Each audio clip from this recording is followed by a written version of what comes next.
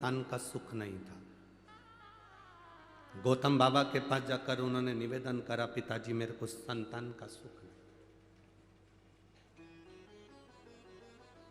बाबा ने कहा केवल एक काम कर, पार्थिव शिवलिंग का निर्माण कर और पूजन कर,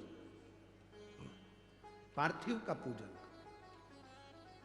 मेरी जीजियों, मेरे नासिक के जीजाओं और मेरी बेटियां, बहनें, भाई, मेरे बेटाओं, तुम्हें लग रहा है अपनी जिंदगी में कि दुख मिट नहीं रहा, थोड़ा प्रयास, संघर्ष करना, कर्म करना, मेहनत करना। ऐसी वैसी जगह पर मत चले जाना कि कोई तुम्हारे ऊपर छड़ी घुमाकर नीचे से सोने के हंडे निकाल दे। बहुत मुश्किल है सोने के हंडे निकलना। मेहनत करोगे तो सोने के क्या, हीरे के अंडे निकल जाएंगे। उसमें क्या दिक्कत? इधर उधर नहीं पढ़ना, अपना फालतू प्रपंच में नहीं पढ़ना। हमारा शास्त्र कहता है जब दुख की घड़ी में माता अंजना, श्री हनुमान जी महाराज की माता, माता अंजना, जिनके घर में संतान का सुख नहीं हुआ, बहुत अवस्था माता अंजना की निकलती चली गई, औलाद नहीं हुई, तब माता अंजना भी अपने पिता के पास जाकर बैठी और पिता ने कहा तू चिंता मत कर, पार्थिव शिवलिंग का निर्माण कर।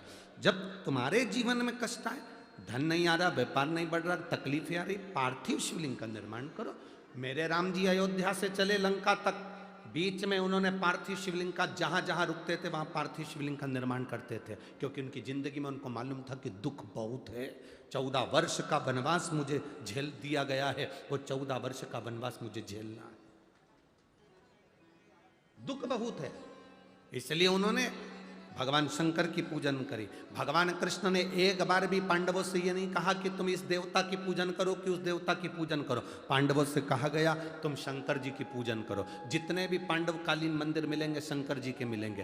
पांडवों ने जो मंदिर का निर्माण करा वो शंकर जी का करा। भीम ने मंदिर बनाया, युधिष्ठिर ने मंदिर बनाया, अर्जुन ने मंदिर बनाया, नकुल सहदेव ने मंदिर बनाया, सब शिव के मंदिर। पांडव शंकर जी का अनुमोदन करते थे तो पांडवों को भी वो सुख प्राप्त हुआ, वो सुख मिला पांडवों।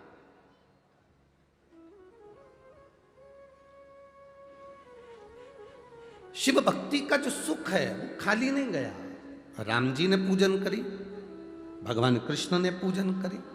दुख की घड़ी में पार्थिव लिंग का निर्माण करो। अब जरूरी नहीं कि तुम वो पार्थिव लिंग बनाने के लिए मट्टी लाओगे, अपने घर में जो गमला लगाओ, अपने घर में जो गमला हो, भले वो काय का भी गमला हो, उस गमले में जो मिट्टी है उसी को वहाँ पर इकट्ठी कर लो और इकट्ठी कर कर एक शिवलिंग बना लो और शिवलिंग बनाकर उसकी पूजन कर लो। अब किसी ने पूछा गुरुजी क्या केवल शिवलिंग बना लेंगे, नीचे जलाधारी नहीं बनाएंगे गमले में, चलेगा? क्यों नहीं चलेगा? शिव महापुराण में कहा गया केवल शिवलिंग अकेला बनता है तो उसको मणिलिंग कहा जाता है। उसकी पूजन का प्रमाण भी हमारे शास्त्रों में है। आप तो मिट्टी के ढेरे को ऊंचा करो, गमले के अंदर मिट्टी भरी है, उसको वहीं पर पेड़ पौधा लगा है बगीचे में, वहीं पर मिट्टी के ढेरे को ऊंचा करो, उसकी पूजन करके जल विसर्जन करके बाद में उसको जल डालकर वहीं ठंडा कर दो, वहीं विसर्जन कर दो। कौन मना? तुम्हें लगे कि अब मैं बहुत हार चुकी हूं, बहुत थक चुकी हूं, एक बार शिवलिंग का निर्माण, पार्थिव लिंग का निर्माण करिए। पार्थिव लिंग। और मेरी जीजियों और जितने आस्था चैनल पर श्रोता भाई बहन कथा सुन रहे हैं, जितने बेटा बेटी कथा सुन रहे हैं, बहुत जल्दी हमें हार नहीं मानना है। बहुत जल्दी हमें हार नहीं मानना, बहुत जल्दी हमें हार नहीं।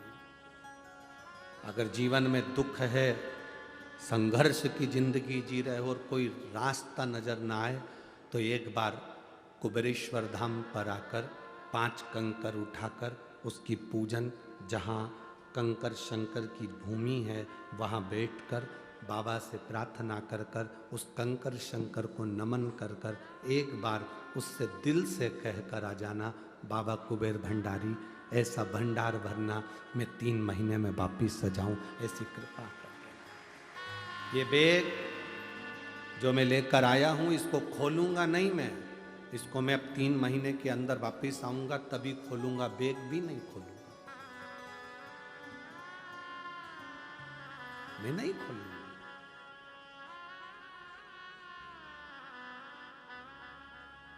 खाली कहां भेजता है, कहां खाली भेजेगा। एक मां लिखती है जिसकी शादी 2012 में हुई, संतान का सुख नहीं था, वो उसको संतान बाबा दे दिए। कोई को 25 वर्ष हो गए। ये पत्र इतने सारे हम लोग बाँचेंगे तो बहुत समय हो जाता है पत्र को बाँचने में, बहुत।